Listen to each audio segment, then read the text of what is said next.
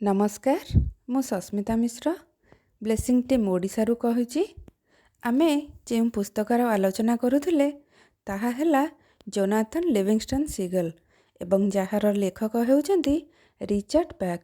यह होउची द्वितीय अध्याय एवं ऑडियो नंबर 8। ताहले चलंतु पुस्तक भितर को जिबा। सलिवन मते सेठिकी जिबाकू पड़िबो।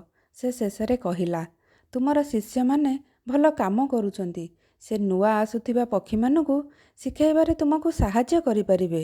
सलिवन टिके निश्वास छाड़िला हेले से आउ जुक्ति कला नहीं। आउ कहिला मोर विचार तुमे कमी मते बेसी घारिबो।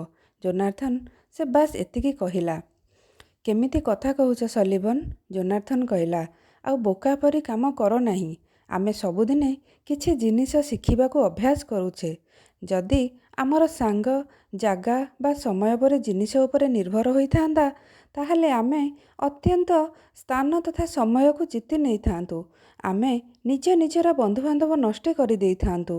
हेले स्थान जीति नबा जदि आम पाखरे बस एही जागा बंचिबो, समय को जीति नबा जदि ताहले बंचिबो तो सेईटा हैला आजी। आउ तुमे भावुन कि एठी आउ एबे मध्यरे आमे जणे जनकू थरे किंबा दुई थर देखि परिबा।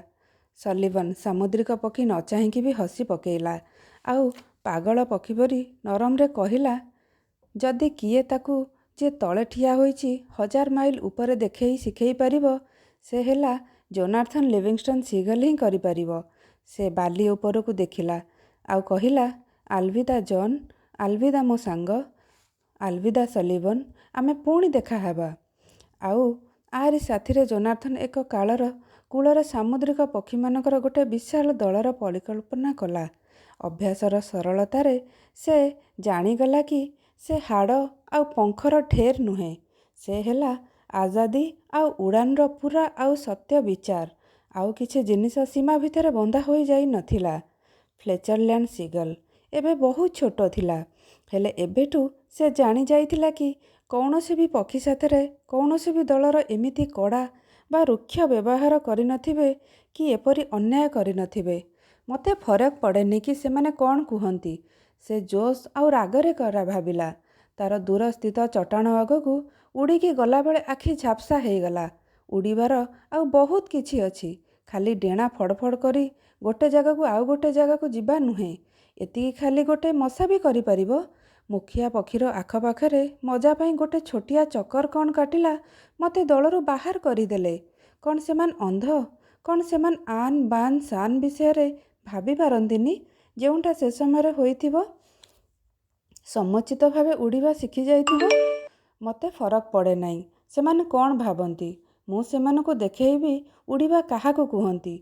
जदि सेमाने एमिति चाहुंचंती ताहले मु पूरापूरी भावे नियम भांगिबाकु लागिबी आउ मु तांकु एते दुखी करिबी। से आवाज तार दिमाग भितरु आसुथुला। एमिति कि से बहुत नरम थिला। से तांकु एमिति भावे चमकेई देला कि से अटकी गला आउ पवन रे डगमग होई गला। मनरे सेमानक पई एते कड़ा आउ कड़ा भावना रख नहीं। फ्लेचरलैंड सीगल तुमको दल बहिष्कृत कला। अन्य सीगल खाली निज निजकू ही क्षति कराइले। आउ गोटे दिन तांकु एही कथा जना पड़िबो। एमिति एक दिन आसीबो सेमाने देखिबे जहा तुमे देखुच। सेमानकु क्षमा कर दियो आउ बुझिबाकू तांकु साहाय्य कर। तार डाहाण डेणार शेष पार्श्वकू गोटे इंचर दूरतारे दुनियार सबुठु उज्ज्वल धला सामुद्रिक पक्षी उड़ुथिला। से बिना प्रयासरे आगकू बिना गोटे भी पंख नहलेई पवन रे बोहीकी चली जाउथिला। आउ से भी एमिति गतिरे जहा फ्लेचर आखपाखरे सबुठु बेसी बेग थिला। जुबा पक्षी भितरे किछि क्षण पई सब किछि उल्टपाल्ट होई गला। कौन हेउछि एसबु? कौन मु पागल? कौन मु मरी जाइछि? एसबु कौन? धीर आउ शांत तार आवाज तार प्रश्न भितरे उत्तर खोजुथिला। फ्लेचरलैंड सीगल कौन तुमे उड़ीबाकू चाहुंच? हाँ मु उड़ीबाकू चाहुंची। फ्लेचरलैंड सीगल कौन तुम भितरे उड़ीबार एते इच्छा अछि कि तुमे दलकू क्षमा करिदब आउ शिखिब आउ गोटे दिन तांका पाखकू फेरी जाई सेमानंकू एहा जानिबारे साहाय्य करिब? एमिति शानदार आउ कुशली प्राणी को मिछ कहवा किछि ठीक नुहे। फ्लेचरलैंड सीगल पछे गर्विला आउ पूरा आहत पक्षी थिला। ମୁଁ କରିବି। ଫ୍ଲେଚରଲ୍ୟାଣ୍ଡ ସିଗଲ ଆସ୍ତେକି କହିଲା। ତାହେଲେ ଆସ ଫ୍ଲେଚର। ସେ ଚମକଦାର ପ୍ରାଣୀ ତାକୁ କହିଲା, ଆଉ ଆୱାଜ ବହୁତ ନରମ ଥିଲା। ଆସ, ଆମେ ଗୋଟେ ଉଡ଼ିବାରୁ ଆରମ୍ଭ କରିବା। ଆଜି ପାଇଁ ଏତିକି। ନମସ୍କାର।